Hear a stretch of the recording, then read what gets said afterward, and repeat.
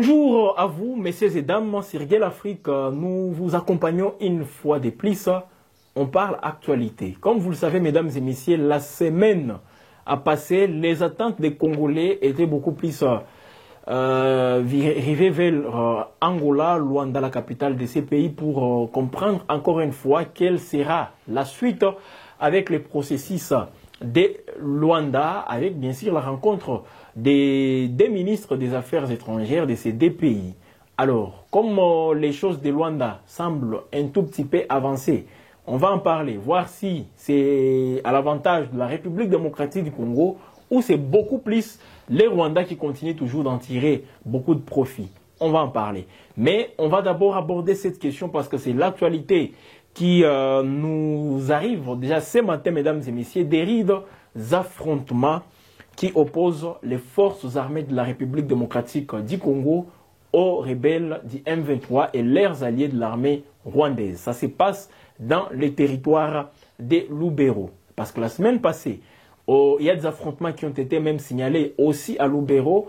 Et après, une accalmie est revenue. Et ce matin, mesdames et messieurs, dans la nuit d'hier dimanche, à ce lundi, décembre 2024, il y a des affrontements justement qui sont signalés.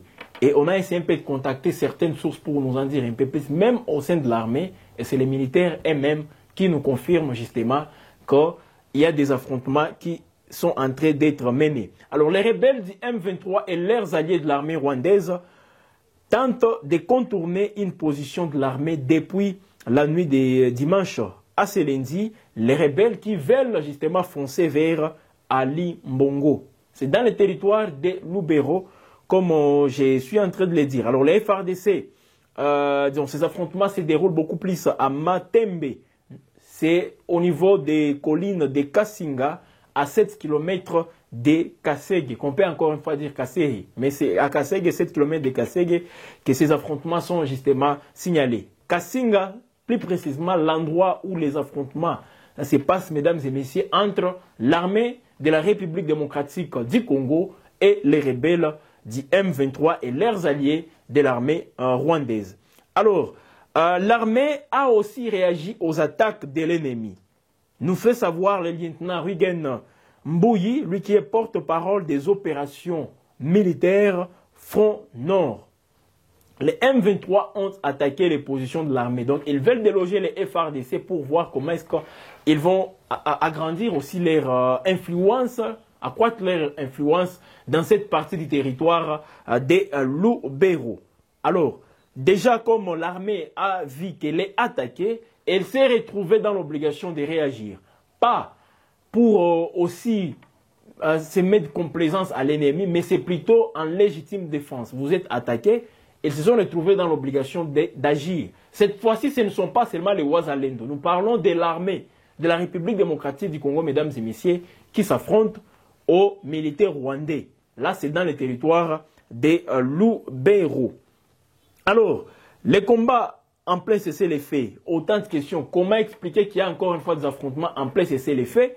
Et pourtant, le gouvernement congolais est en train de dire que ça évolue bien, les pourparlers avec les Rwandais, ça évolue. Mais en plein cessez-le-feu, les militaires rwandais et leurs alliés du M23 attaquent les positions de l'armée congolaise. Alors, déjà, c'est dans un contexte, comme nous pouvons le constater, mesdames et messieurs, où il y a trop d'hypocrisie.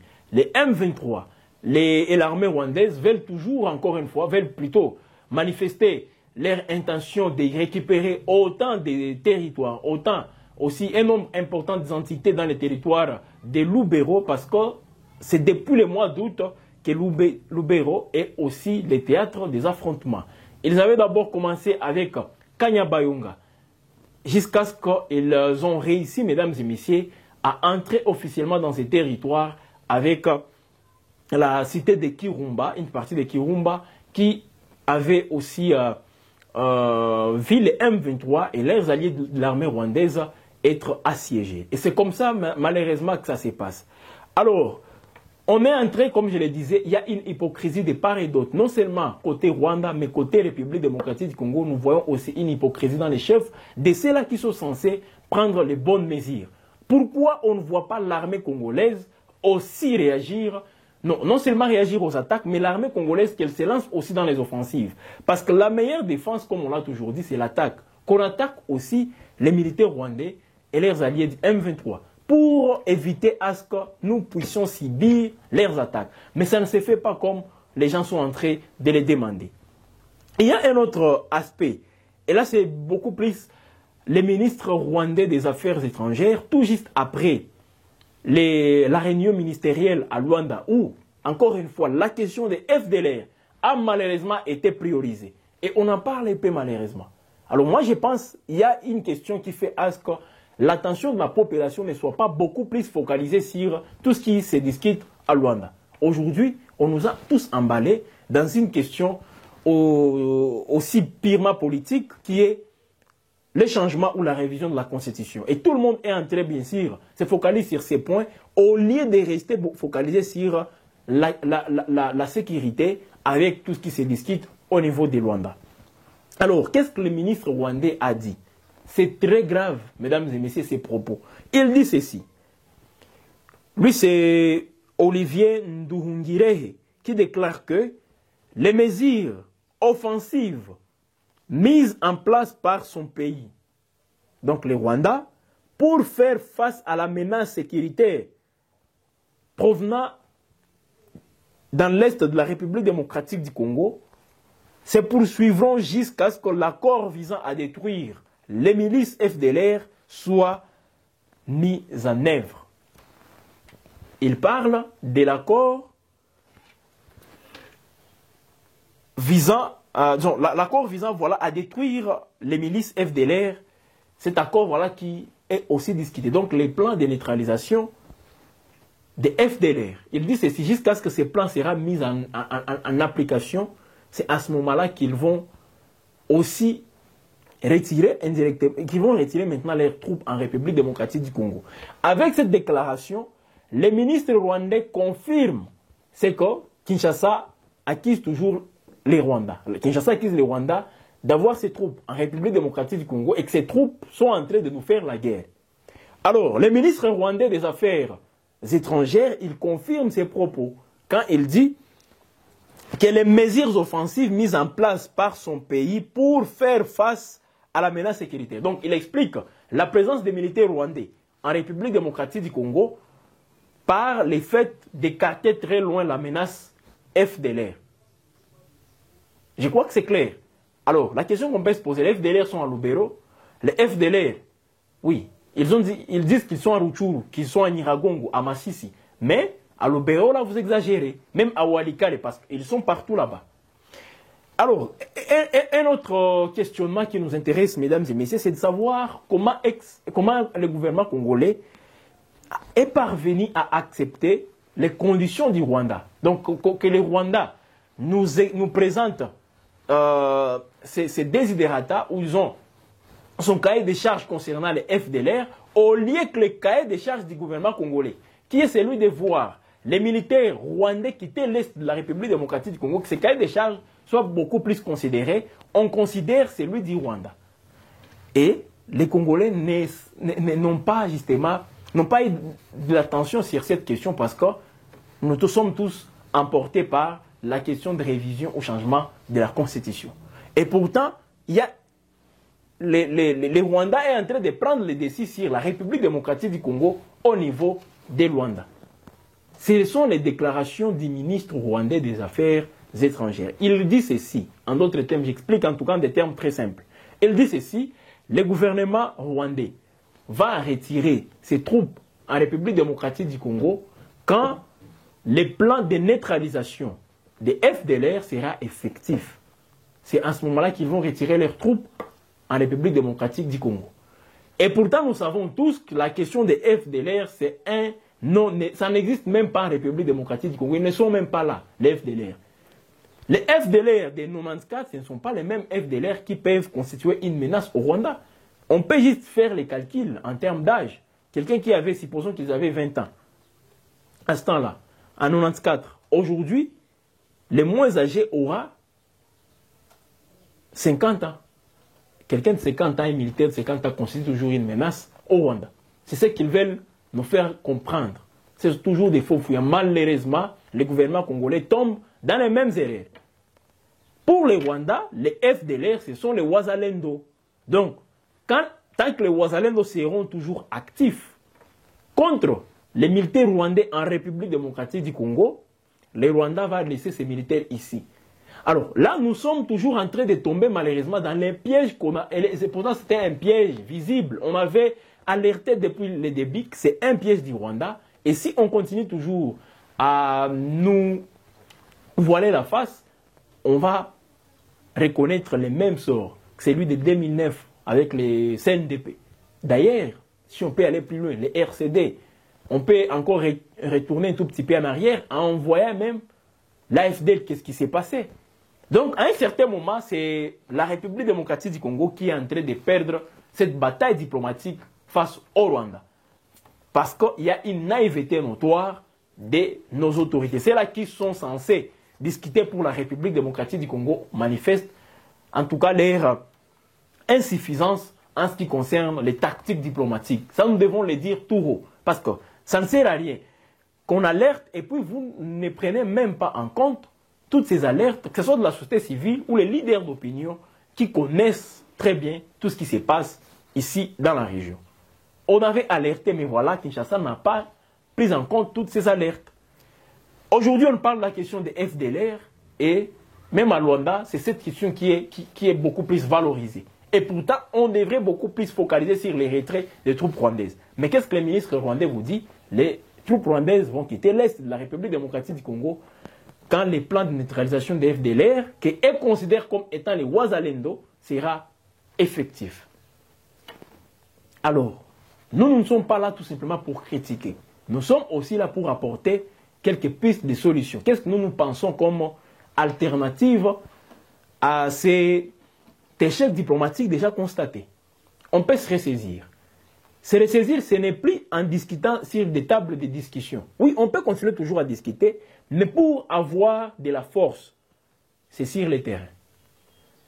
Qu'on réactive encore une fois les offensives militaires avec les FARDC qui seront toujours appuyés par les Wazalendo, les patriotes. Il ne faut pas céder aux fausses allégations du Rwanda qui confirment ou qui affirment que les Wazalendo, ce sont les FDLR. Ça, nous disons non. Les FDLR, ce sont les miliciens rwandais. Et ces FDLR ne sont plus en état, ne constituent plus en tout cas une menace au Rwanda. Qu'on ne vous trompe pas. Ils sont là plutôt, c'est la République démocratique du Congo qui est en train de subir de cette présence des FDLR. Dans les parcs partout là-bas, ce sont ces FDLR qui mettent à mal même les déplacements libres des populations. Mais ce ne sont pas les Rwandais qui sont en train de souffrir de ces FDLR. Alors, donc, ce qu'il faut faire, c'est d'activer encore une fois les fronts militaires. Les FARDC sont toujours en attente des ordres pour lancer les offensives. Et une fois les offensives lancées, on saura maintenant si les militaires rwandais ne vont pas quitter l'Est de la République démocratique du Congo. Au moment où ils seront en train d'attendre la mise en place de ces plans de neutralisation des FDLR, de ceux qui est qualifié comme étant les FDLR, l'armée congolaise et les Wazalendo seront en train de les anéantir. Et ils vont eux-mêmes voir qu'ils sont incapables de résister à la force des frappes des FARDC et ils vont se retirer du pays sans demander l'autorisation de qui que ce soit. Alors, si on ne le fait pas, moi je vous assure, les M23 RDF vont avancer. Ils vont avancer même jusqu'à Walika, les centres, et s'emparer de ces sites miniers. Pourquoi pas aussi dans le territoire de Lubero, parce qu'ils sont en train de viser tous ces espaces, justement. Mais malheureusement, Kinshasa, on ne sait pas, parce qu'il y a une distance aussi énorme entre le Nord Kivu et Kinshasa. Peut-être c'est ce qui fait à ce que les gens ne comprennent pas les dangers qui persistent. Mais nous devons tous nous mettre d'accord sur certains points, soit nous faisons la guerre ici chez nous. Je ne dis pas qu'on fait la guerre au Rwanda en attaquant les Rwandais chez lui. Non, ce n'est pas ce que j'ai dit. On chasse l'ennemi qui est à la maison, qui est ici au Nord Kivu, à Baruchuru, à Masisi, à Nyiragongo, Walikale et Lubero. C'est cet ennemi qu'on doit d'abord chasser. Le reste, on verra après. Mais rester encore une fois en train de perdre le temps inutilement dans les histoires de Rwanda, on ne va pas avancer. Parce qu'on ne nous a pas dit qu'est-ce qui est aussi prévu pour que les troupes rwandaises se retirent. On n'a rien dit. Pourquoi? Parce qu'on nous a emportés dans un débat purement politique où les gens sont en train de parler quelle constitution, changement, révision. Ça nous apporte quoi dans tout ce qui se passe aujourd'hui? Voilà, même les gens ont discuté à Luanda et on ne sait pas trop qu'est-ce qu'ils ont pris comme mesure. Mais nous voyons que c'est plutôt le Rwanda qui est beaucoup plus avantagé à l'issue de la récente réunion tenue à Luanda. Voilà, mesdames et messieurs, ce qu'on avait à vous dire. Donc, retenez que Lubero est sous les faits. Le FRDC s'oppose au M23 RDF à Matembe, dans les collines de Kassinga, à 7 km de Kasségué, toujours dans le territoire de Lubero. Et c'est les M23 qui ont attaqué les positions de l'armée. Et l'armée a réagi justement pour freiner un tout petit peu l'avancée de ces rebelles. Alors, on suit de près cette actualité ou dans cette situation. Et au moment opportun, on va venir, mesdames et messieurs, pour vous donner d'autres précisions. Nous, c'est Gay l'Afrique et on est toujours là pour vous édifier, pour vous faire comprendre tout ce qui se passe, sans être partisans. Quand il y a ça ne va pas, nous le disons. Et nous donnons aussi des pistes de solutions pour que ceux-là qui sont censés prendre les décisions les prennent en bonne et due forme. Et s'ils ne veulent pas prendre ces décisions, la population doit être informée. Qui bloque? Vous devez savoir tel bloc, pourquoi il bloque et qu'est-ce qu'il faut faire. Parce qu'à un certain moment, nous pensons que la population devrait aussi, à un certain moment, se prendre en charge à un certain moment. Parce que la population, justement, avait manifesté sa volonté de combattre le M23 en adhérant ou en répondant présent à l'appel du président de la République. Voilà pourquoi il y a aujourd'hui le phénomène Ouazalendo. Et ce phénomène Ouazalendo sera toujours là jusqu'à ce que les derniers soldats rwandais quitteront l'Est de la République démocratique du Congo. Mesdames et messieurs, fin de cette émission, nous vous disons merci de nous avoir suivis. Nous sommes toujours là pour vous mettre au parfum de l'actualité, pour vous informer. Vous le méritez et Gay l'Afrique Télévision va toujours les faire. Alors demain, on va se retrouver pour d'autres émissions, d'autres productions et l'actualité reste en continu. Combien de minutes?